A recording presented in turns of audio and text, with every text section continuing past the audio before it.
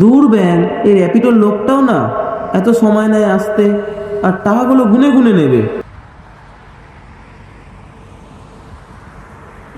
দূর বাবা, জলটাও নেই।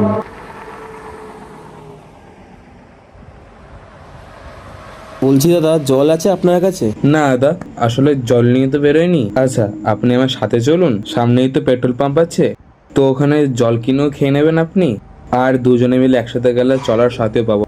চলুন তাহলে।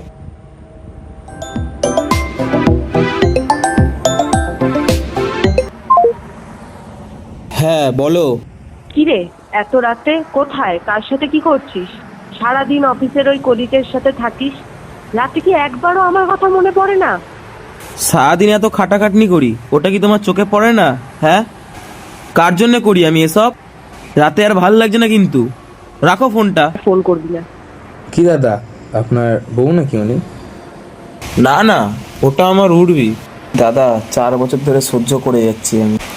এই রিসেন্ট আমার এঙ্গেজমেন্টটা হলো, না আমি ওকে ফিলতে পারছি, না আমি ওকে গিলতে পারছি, না কি করবো বলো তো দাদা।